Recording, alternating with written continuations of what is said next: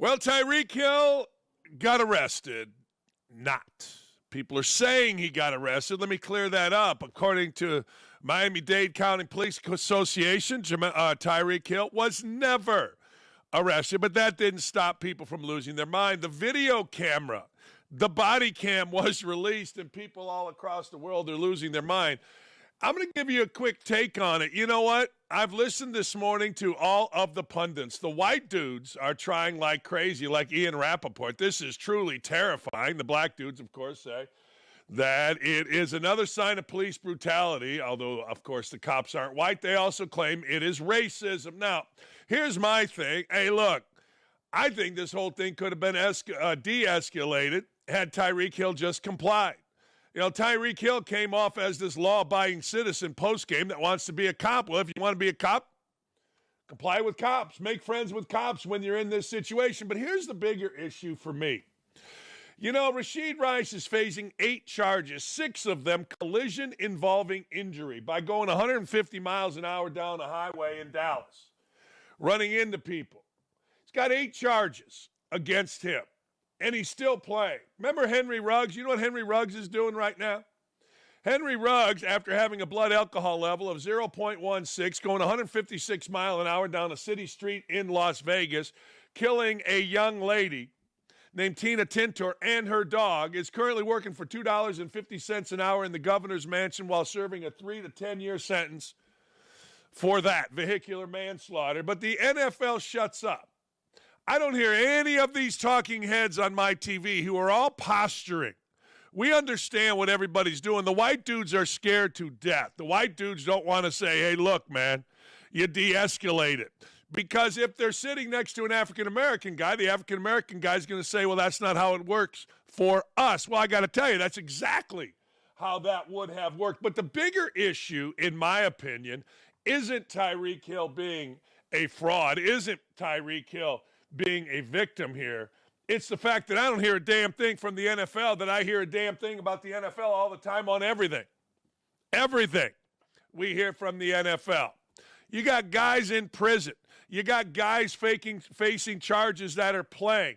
I don't hear any condemnation from the NFL about one of their players or any of these former players talking about a player that by all accounts was driving like a maniac in traffic, putting others' lives at dangers like Rashid Rice did, and, of course, like Henry Ruggs did. I don't hear anybody talking about that anywhere across the board this morning. Yes, I understand we all must posture.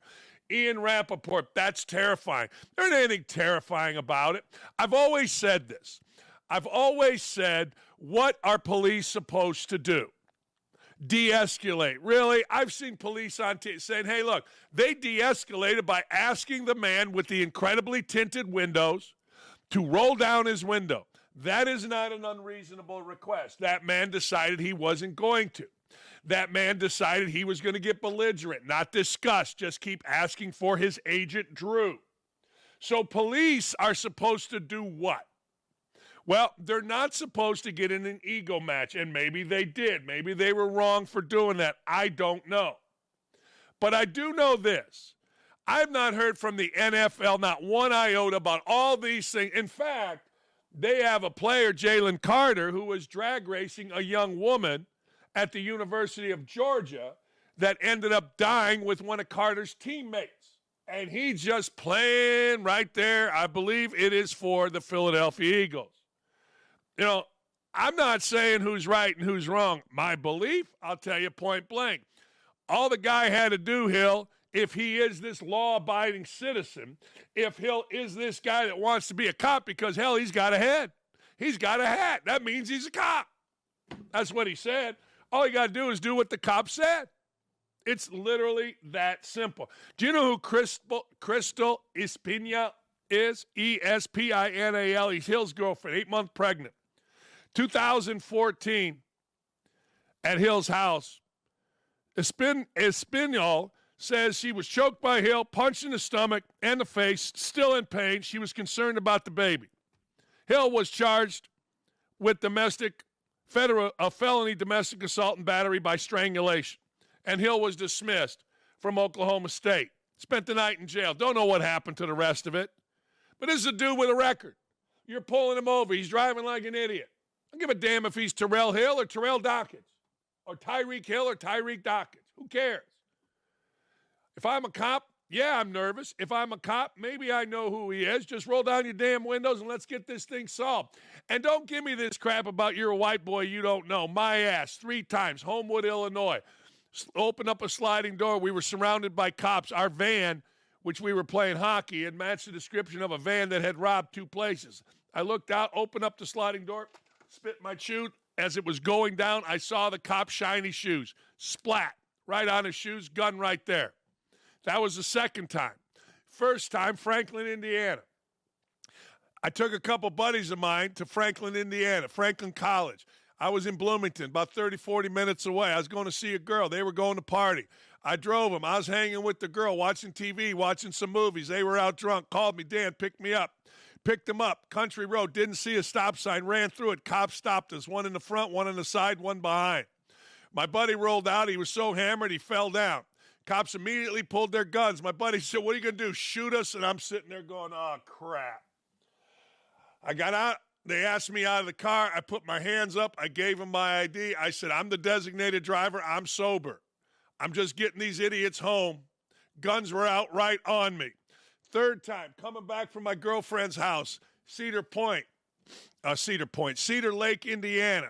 It's a bit rural out in Cedar Lake to get back to Maryville. I pass a cop, didn't know it was a cop. 2 lanes, highway, pass him. He speeds up, flashes his lights, not his blinkers. I'm like, hey, dude, this is Northwest Indiana. They shoot you. I kept going. He pulls up next to me. Pull over, I'm a cop. I said, show me a badge. He showed me a badge. I pulled over. I look, and there's a gun right there to my head. So don't tell me I don't know. I've been pulled over literally 100+ times. Guarantee it. In all the times I've traveled from Maryville to Bloomington or around the Big Ten driving, at least 100 times in my life. 3 times. 3 times. I did something stupid. My buddy one time, me spitting on a cop's shoes and me passing a cop. I had a gun to my head. The other 150 times, nothing. Why? I complied. Hands right there. And, oh, by the way, white dudes get to talk too. At least they do in Maryville, Indiana. Gary, Indiana. So don't even try me with that crap.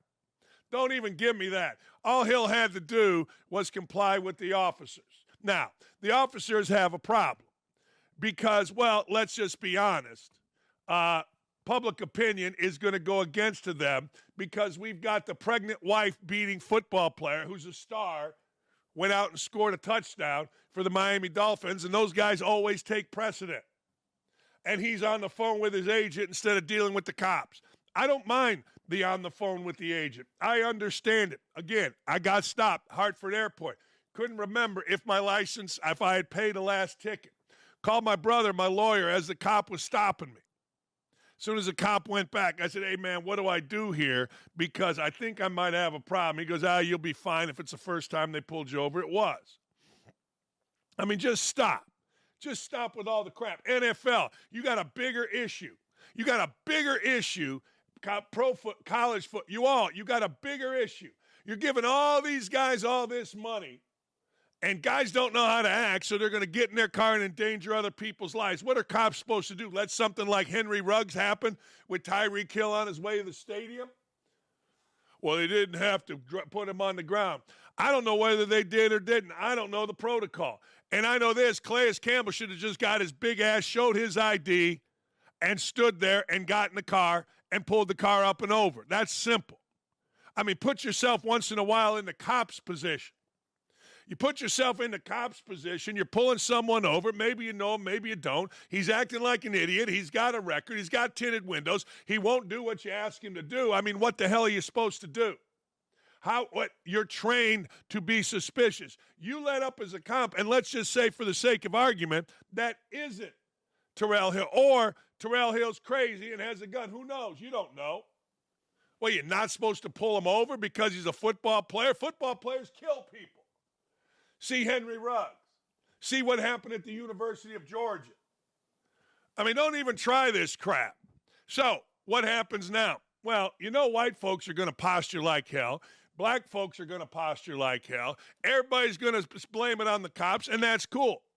Hey, they're doing an investigation. If it found out that the cop acted wrong, then you got to discipline him. One already appears to be on the way. But I'm telling you right now, if I am Miami-Dade police and I do an investigation and it shows that my cops acted right, I'm not doing squat. Because I'm going to tell you what's going to happen. Until we figure this out, we being the NFL, the NFL Players Association, and the moron 20-something-year-olds that decide they're rich, they're going to get a Lamborghini and drive into 6 people, putting 2 in the hospital like Rashee Rice, or kill someone like Henry Ruggs, or kill someone like Jalen Carter drag racing against his buddy and some drunk-ass staffer at Georgia. This is going to continue to happen. And you don't want that to happen. You don't want to be going to the game and all of a sudden some idiot football player is going, driving crazy in, out, up, down, over, and out, and next thing you know, he kills somebody on the way to the game. You know what? Maybe those cops saved someone's lives by pulling him over. I mean, it ain't that far-fetched, people. It ain't that far-fetched at all. Not even a little bit is that far-fetched. Now, if they acted wrong, discipline them. That's simple. But all these players coming out saying, oh, man, the cops should be fired, blah, blah, blah, blah. Why isn't Hill fired? Why don't we say Hill should be fired? I mean, you want the NFL is always about, hey, stop this, do this, be this about public relations. Hey, your one player just acted like complete jackass, no matter how you slice it, with the police. I mean, he did. I mean, every cop can come out and say, and it isn't a white cop either. So what are you going to do about it, NFL? What are you going to do about this problem that seems to rear itself about every 6 months? Guys driving like idiots, endangering me, my daughter, endangering someone like Tina Tintor, killing her and her dog on just a simple street in the middle of Vegas because this idiot has to go 156 miles an hour. No, seriously, when are you going to do something about it, NFL? I don't hear you say nothing. Maybe internally you do. Hell, University of Georgia, they had 2 deaths. Has it stopped those clowns? Hell no. Why? They're young, they got money, they got fast cars. Well, you know where this is headed, right? We all know where this is headed. Jemele Hill has to chime in because she's an idiot, and she's for sale. Jemele Hill's for sale somehow, some way, even though, let's just go Jemele Hill's right. Jemele Hill somehow wants to say that it's because of Donald Trump. Really? Well, let's take that for what it's worth. This happened under Kamala Hill and Joe Biden's watch. Let's just say this if we're going to be as stupid as Jemele Hill. This is Joe Biden and Kamala Hill's America. Let's say, Jemele Hill, that we're going to go with you. And this was egregious against Tyreek Hill. All right, let's say that. Well, this happened under the watch of 12 out of the last 16 years of a Democratic president. I don't blame the president for this. Hell no. Just like I don't blame the president for me not mowing my grass right. Care about that. A reminder that Stephen Ross, owner of the Dolphins, is a huge Donald Trump supporter. The same Trump who supports giving all police immunity from prosecution. Do with that what you will. Well, that's wrong. It absolutely is wrong. That's not what he said. That's not what Trump said at all, but this is what we do. He never said they get immunity from all their crimes. He said they get limited immunity against civil suits for doing their job. Limited. But, of course, Jemele Hill can't tell and can't speak honestly because she's for sale. She suggests that Tyreek Hill is a warning about Donald Trump. We struggle to chalk up her mention of Trump to anything other than the desperate attempt for relevance. Is she referring that Stephen Ross should turn on Trump because Trump supports police officers? Does she suggest that Dolphins players should turn on Ross because he's friends with a pro-police presidential candidate? Does Hill even have a point? Hill's continued criticism of police officers' interest in giving her support of Kamala Harris. Remember, this is Bobby's tweet. That was Bobby Barack. Remember, Jemele Hill tried to shame the Lions for hiring Dan Campbell and not a black coach. Campbell is proof you should always hire people based on merit, not on skin color. Well, this is Kamala Harris's America, Jemele Hill.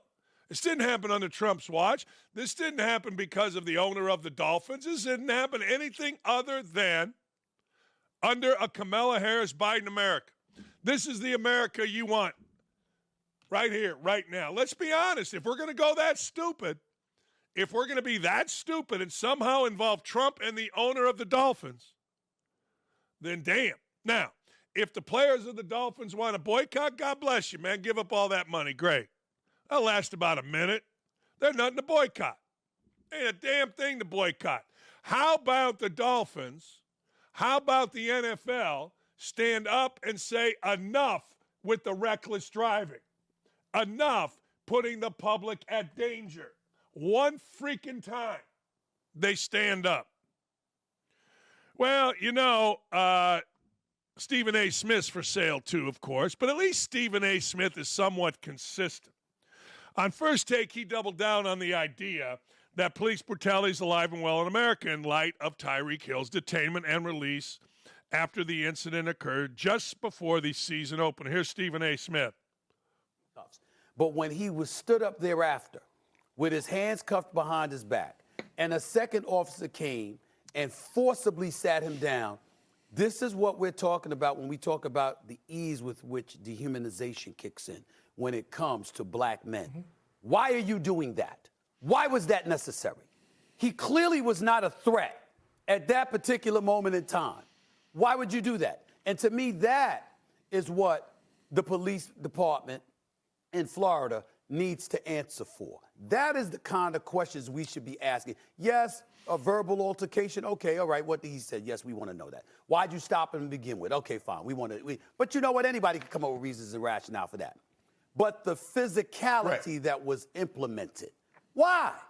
What was that for? Why was that necessary if the man has handcuffs behind his back? When black folks in America are talking in a negative fashion about law enforcement, obviously far more egregious than what happened yesterday, but those are the kind of things we're talking about. The lack of necessity that is existing when still you feel the need to act the way that you've acted. He was not a threat. Yeah, I would argue that Stephen A. Smith has no idea who was a threat and who wasn't a threat, but I would also argue that Stephen A. Smith isn't wrong here. And again, that's the investigation. And don't tell me it's only black men. Just stop with that. And you know what? I mean, we don't want to get statistical here about who commits the most murder, about what small percentage of our country commits over half of the murders. Because if you get statistical, then you're a racist. But sometimes you must use statistics, and I believe the number is 6 or 7% of our population, which is African-American male, commits 51% of our murders. That was the number a few years ago. I haven't checked. But let's talk about that. Why do you think police are on edge? I mean, if we're really going to be honest, why do you think police are on edge? I mean, police are on edge because, number one, they're on edge. They're stopping a criminal in their mind. Then, when you look him up, you see he's got a record. Now, you all see he's a football player. They're trained not to think that way. So, of course, they're on edge. But I totally agree with Stephen A. Smith. That's the investigation. There you go. See, the only perfect people in this world are folks like Stephen A. Smith or whoever this big girl is that's reporting on the Steelers, or Greg Doyle or Christina Brennan or whoever's writing. They're the only perfect people. The rest of us, we make mistakes, say things we shouldn't, act in a manner that isn't acceptable to those that are perfect. But that's why you have an investigation. I totally agree with Stephen A. Smith. Why did the second guy come in? Why did that have to happen? When I saw it, I thought to myself, that's going to have to be answered for. Now, I don't care what group in this country is talking good or bad about police. How about this? Comply. How about this? Stop killing. How about this? Stop shooting each other. How about this? Stop breaking into homes. How about this? How about we live in a law and orderly way and nobody will have to deal with the police? The only time I've ever dealt with the police is, frankly, when I've broken the law, when I've sped. When I sped too much in too small of a zone, 80 and a 55. I mean, don't break the damn law, and you don't deal with the police. Now, somebody, that's crap. You don't know. Yes, I do. Just stop. Just stop. Here is Tyreek Hill response post-game. Right now, so I've been trying to figure that out too. I've been trying to figure that out too, man. Right now, I'm still trying to put it all together. So I'm not gonna give you a version that I still don't know what happened. You know what I'm saying? But I do want to be able to use this platform to say, like, what if I wasn't Tyreek Hill, bro? Like, worst case scenario, you know, because it's crazy. Like, I want to be a cop one day. I got a state trooper, had all that, you know, so I got a lot of respect for cops, man. But obviously, you know, everybody has bad apples in every situation, you know, so I want to be able to, you know, use this platform, you know, to figure out a way to, like, flip this and, you know, make it a positive on both ends, on my end and then also Miami-Dade, you know, so that way we can team together and, you know, do something positive for the community, because that's what it's all about, bro. Like, you guys are here to, like, protect us as individuals, and, you know, I have a platform and I want to be able to team up with you guys, so that's all I got to say. Yeah, that's a good actor. He also said his mama didn't raise him. He did nothing wrong. Well, obviously, he was confrontational as hell. Or at the minimum, confrontational as hell maybe is a little bit too extreme. Maybe the right word is he was uncooperative. I got a state trooper hat. That's the player version of I got a white friend or I got a black friend. I mean, that's all that is. Just stop. No, just stop. Here's Miami-Dade's statement on Tyreek Hill's arrest. Actually, he wasn't arrested. Here's Miami-Dade's statement on Tyreek Hill. First, to be clear, at no time was he ever under arrest. All right. He was briefly detained by officers for officer safety after driving in a manner which he was putting himself and others at great risk. Upon being stopped, Mr. Hill was not immediately cooperative with the officers on the scene, which is true, who, pursuant to policy and for their immediate safety, placed Mr. Hill in handcuffs. Mr. Hill, still uncooperative, refused to sit on the ground and was therefore redirected to the ground. Once the situation was sorted out, Mr. Hill was issued 2 citations and free to leave. There you go. Seems right. Seems right. I mean, could the cops have done different? I'm guessing. I'm guessing. But again, I don't know how they're trained. I don't know what, and neither do you. Well, you know, I was a cop and my friend was a cop, and shut up. Shut up. Miami-Dade's a little different than Crown Point, Indiana, so just stop. You know what I'm saying? I mean, look, people that cooperate 99.999% of the time don't have these problems, period. I got one guy telling me, well, Dan, they got you right where they want you. You're cooperating. You're right, they do.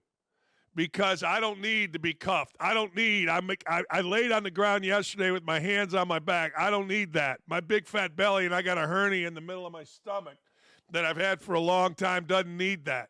But I get the posturing. Bottom line, NFL, where are you?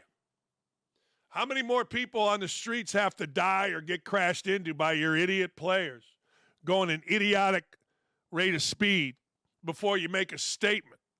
Hell, Rashee Rice has 6 charges, felonies pending. Couple people went to the hospital. 8 total charges, 6 driving with bodily injured, felonies. And he played week 1. That's all you need to know. Fair or foul here.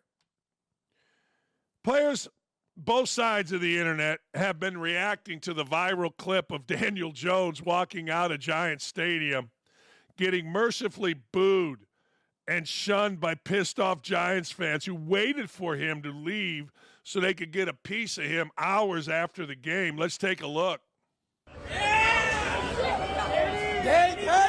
I need $1 million. I need $1 million. I need $1 million, Daniel. I need $1 million, Danny. I need $1 million. Give me a...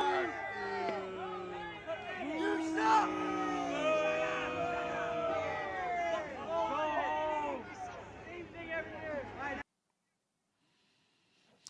Imagine this. Imagine that you're the proud dad of one of those idiots booing Daniel Jones. You're the proud father. And you're probably dumb enough that you're probably proud of your son. Imagine that you're that guy. And I know how this goes. You go back to the bar, because everybody's got their little bullshit posse. You go back to the bar and you tell people, man, look, that's me. Really? Good for you. See, now the NFL has another problem. They're going to have to stop this. They can't allow this to go on because this is going to be a bad scene. We saw it last year with one of the Bozos walking into a playoff game. This is going to be a bad scene. Something bad's going to happen here. A player's going to say enough of this and go Ron Artest in the palace. And next thing you know, the player's going to have a problem. See, now you're outside of the arena. And now somebody confronts you. And now I say, in my world, you're allowed to knock that dude's ass out. That's the world that I wish we lived in. Mike Tyson said it beautifully. The internet has put a lot of courage into people who otherwise would get punched in the face.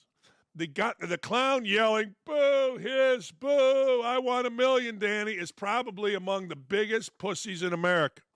I would bet. He needs a punch in the face, but he probably needed one 20 years ago from his father and didn't get it. It's easy to see. A lot of people around the internet, well, they got a lot to say about it, including Dexter Lawrence, who was talking about fans booing his team. And Dexter, I got to tell you, this ain't the best response. You're on defense, not offense, but there was some fans did not seem very happy at a lot of points in this game. Could you hear that on the sideline? Could I hear the fans? Yeah, I mean, you know, they however many fans there are. Yeah, booing at home. Yeah, booing your team. Could I hear them? Yeah. Can you get another question, please? Do you pay? What do you make of that? What do you make of the boys? I mean, I don't respect it, honestly. I get it. They want to see their team win. You know, it's just a rough patch. I mean, it just is what it is. Offensive lineman Jermaine Ilmuri, he wasn't too happy about the booing of Daniel Jones. Today didn't go as expected, but this is whack AF. As someone who's dealt with and still fights depression and confidence issues, this needs to stop. It's okay to be upset as a fan, but to come to a player entrance, act this way is inhumane. We will be better. This needs to be better also. That's right. I agree with that. I do. Look, I don't understand even a little bit the mentality that makes you stand outside and go yelling and screaming. He's not even on social media. I don't think he knows how much people really hate him. 80,000 people booed him in person today. Can't stand him as our quarterback, but I'm against this. No class. He's a human being. He doesn't want to suck. The heckling should stop once the jersey come off and the player leaves the field. I mean, I'm for accountability, but maybe this area shouldn't be accessible to fans. Bro, just trying to go home. That's what I'm saying. Look, that's got to stop. You know, idiots driving their Lamborghinis 156 miles in Vegas streets playing on the NFL, that's got to stop. Hell, idiots that aren't NFL players driving along I-65 or 465 here in Indianapolis, that's got to stop. But the fact of the matter is, if you're looking at things to stop at the stadium, having players walk out like that where people know where you are, that's got to stop too. I mean, that's absolutely got to stop. There's going to be something bad. I thought that last year when one of the Bozos was walking in and he got into it. No, that's bad business, man. On the other side of all of this is Caitlin Clark. Caitlin Clark is always above the fray. She took time to wish her arch nemesis and rival. I don't think she looks at her as an arch nemesis. She plays the post. Caitlin's a guard. One can shoot, one can't really play other than rebound in a recovery from season-end wrist surgery. She's talking about Angel Reese. Caitlin Clark said it's sad whenever you see anyone go down with an injury, especially people that you come into the league with. You want to see her finish out this year. Obviously, she's had an historic year. She's done some incredible things. For me, getting to play against her, her motor is up there. If not the best in the league, she just doesn't stop working. I thought she had a tremendous year. I thought she came into the league and really did what she's done her entire career, as long as I've known her. It's devastating. It's never anything you want to see from a player. That's right. Compare Caitlin Clark with Angel Reese. Angel Reese is sitting there clapping early in the year when somebody knocked Caitlin Clark down. Caitlin Clark has stayed above the fray at a level that we've really never seen and we don't see out of athletes. Obviously, Tyreek Hill, whatever you think of the cops or anything else, he certainly hasn't stayed above the fray. I mean, whether it's punching a girlfriend or anything else. I mean, honest to God, But here is a young 22-year-old woman that just handles everything correctly. It's amazing, really. It's also amazing that these idiots at Georgia football and all across the NFL can't handle themselves with a little bit of money and a little bit of fame, and they got to put others' lives in danger. And I won't stop on that either. It's really got me pissed off. I mean, a lot of you, and I get it, I understand. Idiots like Jemele Hill are going to blame Donald Trump. Some are going to blame the cops. Some are going to blame the player. But everybody's going to posture one way or the other. White dudes are going to be afraid to be called racist, and black dudes see this as an opportunity to talk about the police again. I totally get it. I do. I totally get it. But Caitlin Clark just stays above everything, man. It's pretty cool. Speaking of getting down in the muck, which is fine with me, Skip Bayless is relentless. I mean relentless on Jerry Jones. He is relentless on Dak Prescott. He's relentless on the $60 million a year. Man, 4-year, $240 million, 231 of that million guaranteed. I don't know why Jerry just didn't say, give him the 2 whatever a year extra. Guarantee it. Make it all guaranteed. Maybe you can't in the NFL. Dak Prescott's a damn good quarterback. Now, has he been great in the playoffs? No, but what the hell? Jerry Jones has made a quarterback that has stunk in 3 straight playoff losses, the highest paid player in NFL history. Jerry Jones just made a quarterback who has stunk, who is 2-5 in playoff games, the highest paid player in NFL history. This is why Jerry Jones' Cowboys have not even made it to a championship game, NFC championship game, going on 30 years. Now I'm stuck with Dak. Well, one of my mantras in life is be careful what you wish for. And in being careful what you wish for, you better be careful if you are a Dallas Cowboy fan about wishing for someone else as the quarterback. You did that with Romo. You wanted Romo out. Remember, he fumbled the extra point. Everybody wanted him out. Get him out. Now you got Dak, who's been as good as any quarterback in the regular season. I get it. But damn, now you want him out. All right. Okay. Jerry Jones took me right up to the 0 hour, making me think he would actually have the vision and guts to make Dak play without a new deal this season and prove himself, even if it's meant risking losing him the free agency. But Jerry didn't have, as they say, the tolerance for ambiguity. I don't blame him. I don't blame him, man.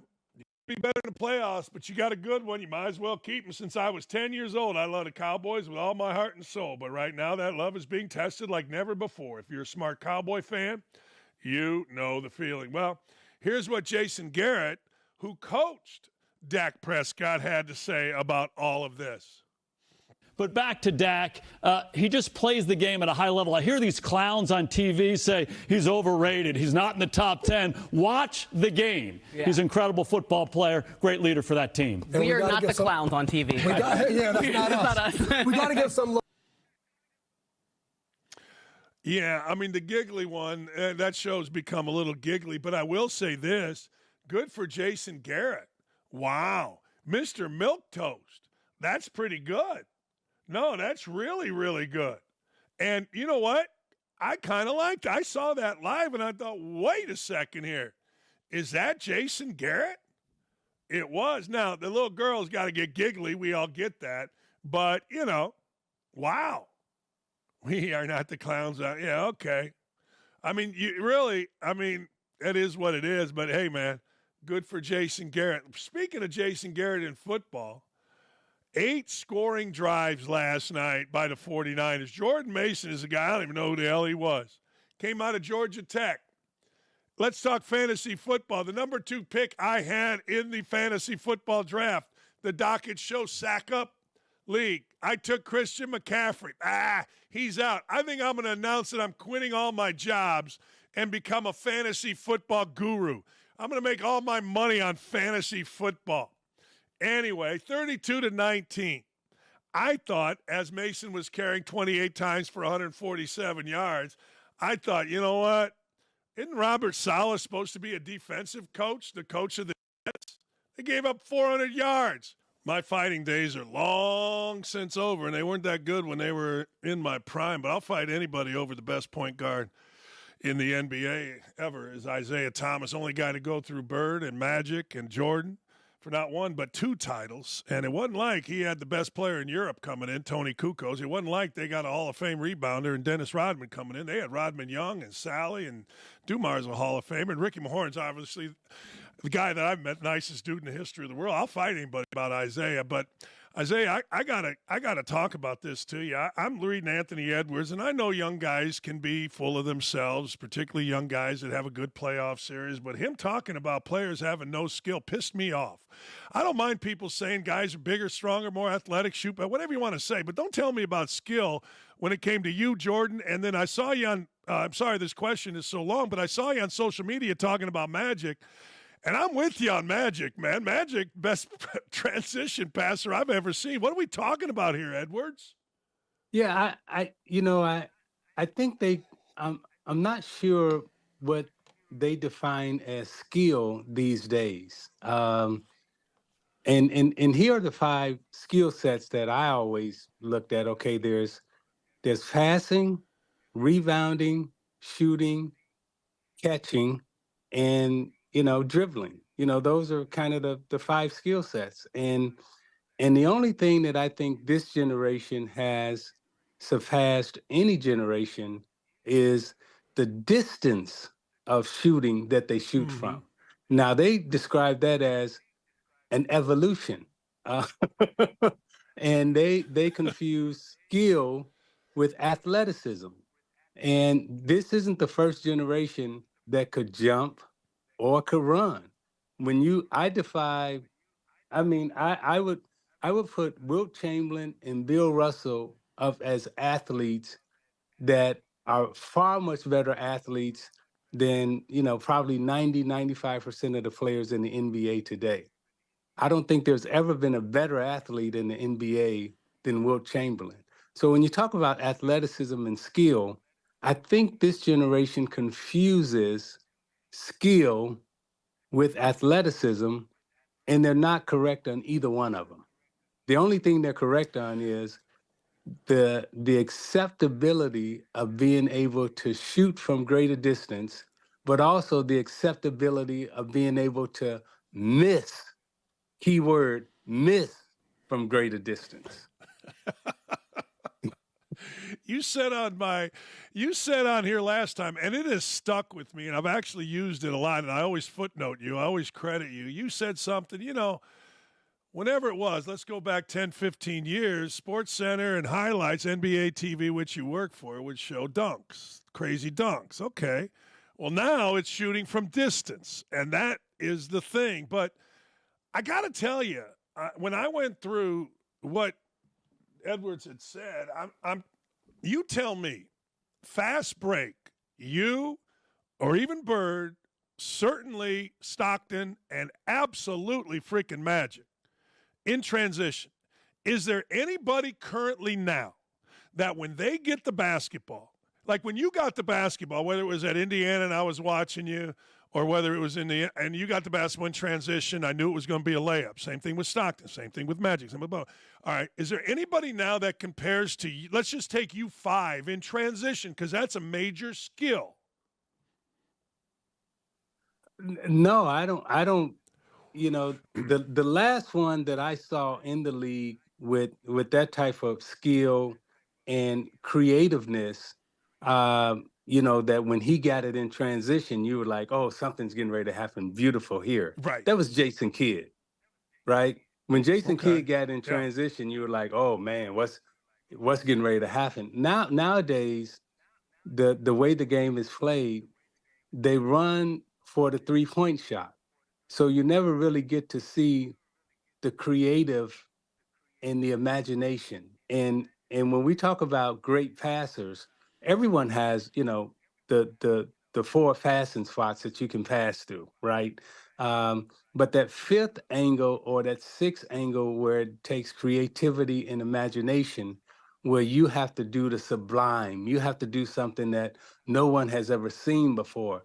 Magic Johnson at 6'9", running the point, doing no-look passes, we had never seen that before. Yeah, Pete Maravich and Kuzi, they did no looks, but we never saw anyone at 6'9" taking 3 steps from the foul line doing no looks and behind the backs and everything else. And Magic Johnson, he did real no looks.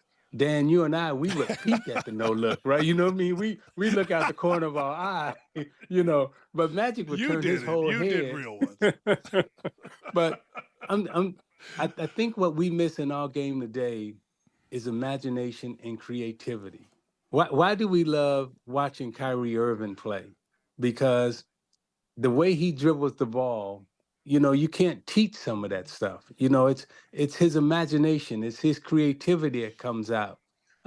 Steph Curry, when we watch him shoot from distance, Caitlin Clark, when we watch her shoot from distance, okay, that takes imagination and also acceptability, where the coaches and the fans say, okay, I'll let you miss 5 3-pointers and we'll go down 10, but I know you're gonna make it back up. Back then, you couldn't miss. Keyword, you couldn't miss those long outside shots, because if you did, you were coming out of the game and the fans would boo you. Today, it's acceptable. That's right. Whereas the dunk back then, that was the thing that was marketed. Now it's a 3-point shot.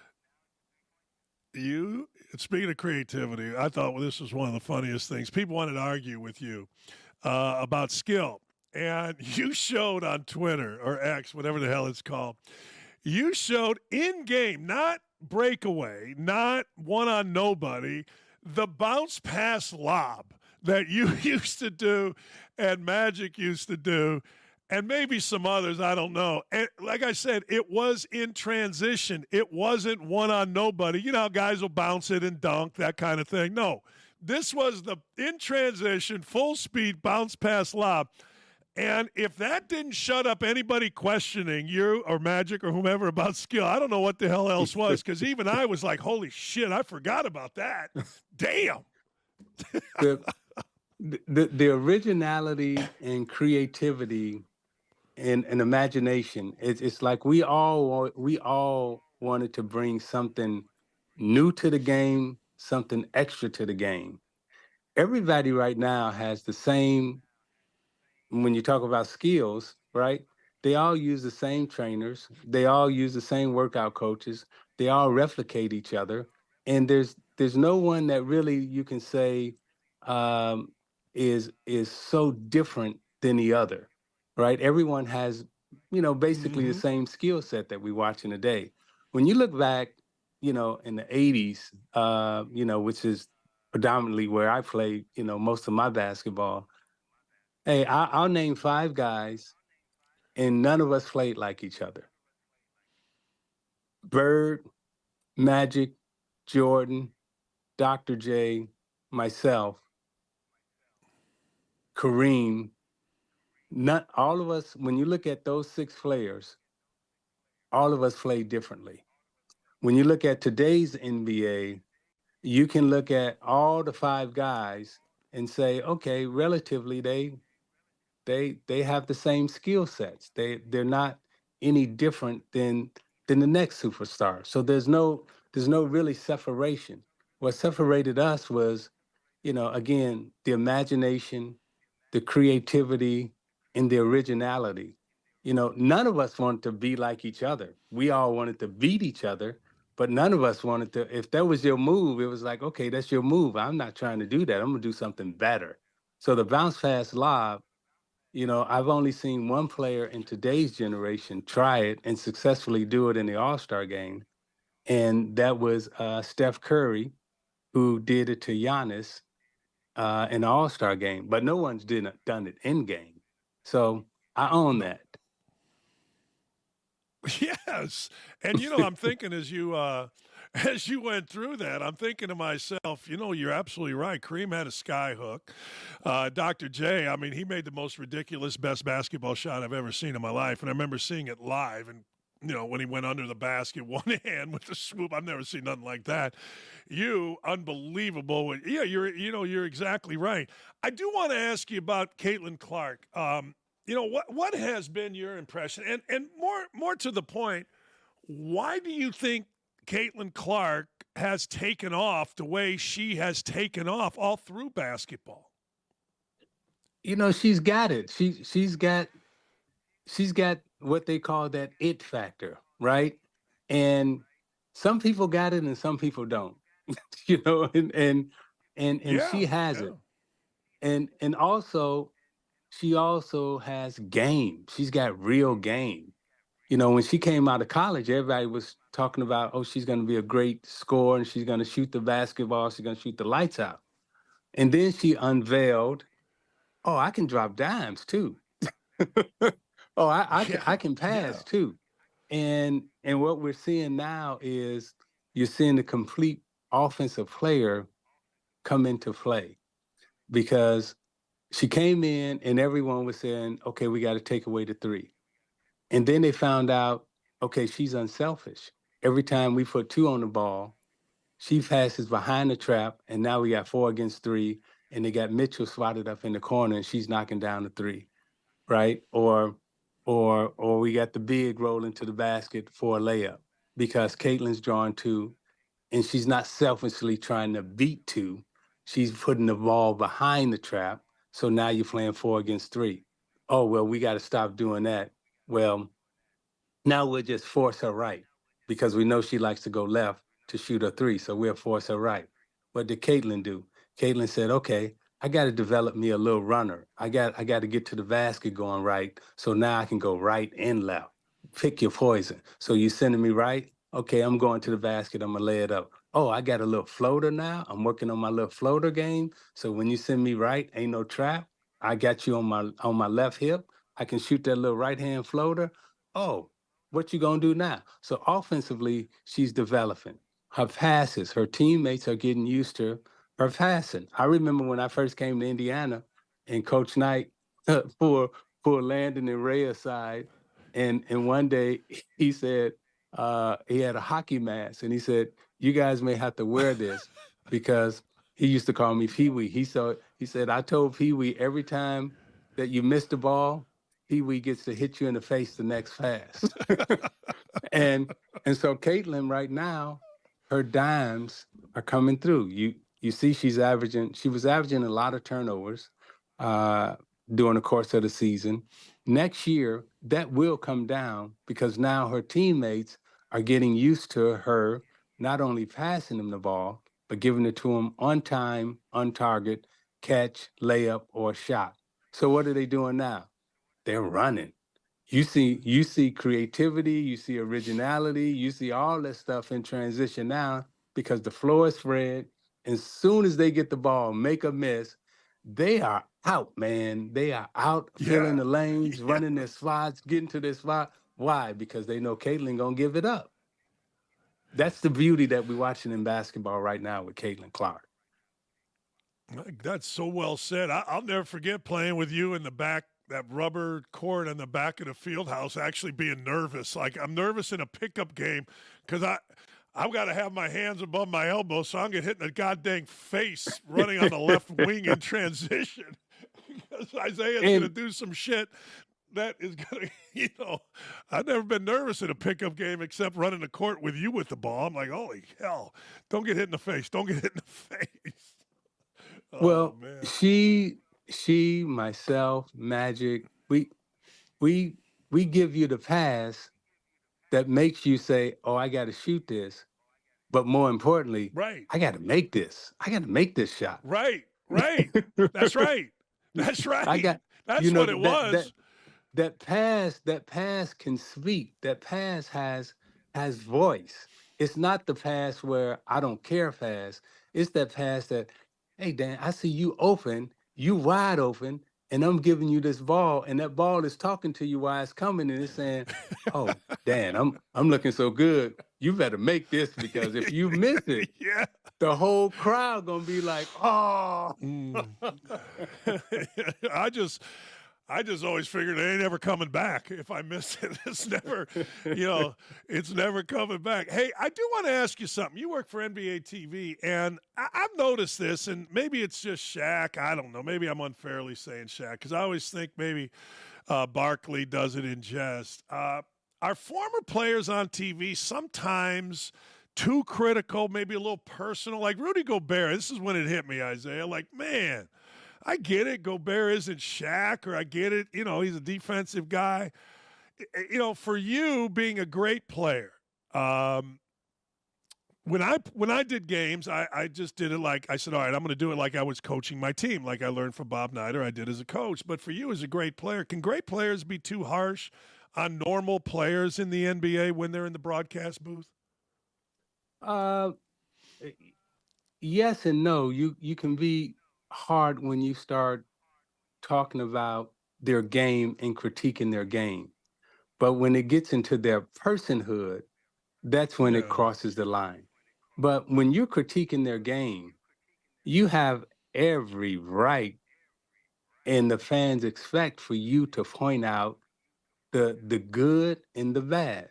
Now, there are levels to this, right? There are, when you're talking about championship play and being a champion. Okay, well, we have to talk a different kind of language. Your attitude, your play. You miss, you make, what you're doing under pressure. Are you making the right play? And the champions rise above. And if you want to be considered and talked about as a champion, then there is a criteria for championship play at the highest level. Now, if you want to be just discussed and talked about as an all-star, an all-pro player, potentially Hall of Fame player, okay, that's cool too. But when you talk about being a champion, oh no, no, no, no, no, no, no, no. You can't put on a championship jacket and you not having championship play. Everybody don't get to wear that green jacket in golf. You gotta win. And if you're not winning, you are losing. Say that again. If you're not winning, you are losing. There's only a winner and a loser. Right now, that's right. We seem to have this middle layer where some, not all, but some of the people who constantly lose and don't win, they get to stand in the line with the winners. No, you don't get that trophy. You get the second place trophy. You get the third place trophy. You do not get the first place trophy, nor do you get the food that the first place team get, nor do you get the jackets that the first place team gets, nor do you be in a room with the first place team. You don't get none of that. That's how I grew up. I used to say when I was at Indiana, man, my only goal was to get to sit at the big boys table, and I didn't achieve it. The big boys table was you, 1953, 1940, 76, 1981, 1987. That's the big boys table. Somebody said, well, you captained an Elite 8 team. There's only been like 11 or 12. I go, yeah. No. That's the little kids table. That's I got over there with my cousins. And the big boys are eating over here, and that's exactly how I feel about it. I totally get that. That is exactly, there's just a difference. And I totally get it. Hey, last thing, I know you're involved in a lot of stuff. You grew up famously in Chicago. I grew up Northwest Indiana, big Bears fan. Now I live in Indy. I'm a Colts guy. Where are you at in your football loyalty here? Being a Detroit guy, being a Chicago guy, same division. Where are you at in this? I'm torn, and I had to answer this question my rookie season at the press conference. Are you a Bears fan or a Lions fan? And I still say today, I'm both, because I grew up in Chicago, rooting for the Bears. My whole teenage life, childhood life was spent in Chicago. The majority of my adult life has been spent, in Detroit. So I'm both. And you know what? I can be both. So everybody shut up. Yeah. I'm both. But by the way, I got a third one too, and I think our third one is the same. Them Cowboys, you kind of look at them and you like them. But they when they talked about America's team, right? We we always have interest in the Cowboys. Cowboys, Yeah. Raiders, you always have interest in those teams. But my two teams, Detroit and also the Bears. And I'll growing fight up, anybody who want to fight over it. I say the same thing about the Cubs and the White Sox. Like, getting to Comiskey was far easier from Northwest Indiana than getting to Wrigley. But Wrigley, the Cubs were on my TV. Every time I came home, the Cubs were playing. So I liked them both. And I used to tell my friends, shut the hell up. One's in the American League, one's in the National League. I like them both because I could get to Comiskey really easy if we took the train or whatever the hell we did. Or, so yeah, I'm with you. I totally get that. Hey, shut the hell up. You like who you like. That's it. Hey, what a concept. Yeah, I got a long time. Is that a new thing? I got a friend of mine from Gary, longtime friend I grew up with. He married a 300-pound woman, and he said, I was in his wedding. He said, hey, Doc, you like who you like, baby. I'm like, all right, you like who you like, man. What the hell? I'm all in on that. Oh, and man. he'll appreciate and by the way, he'll fight you over it. And he's still married. You know what I mean? He's still married. So you know what? Good for him, man. You like what you like. Hey, travel safe. I know you're traveling. Appreciate you as always, my friend. Thanks for coming on. Great to talk to you. Likewise. Keep doing your thing, man. Love you.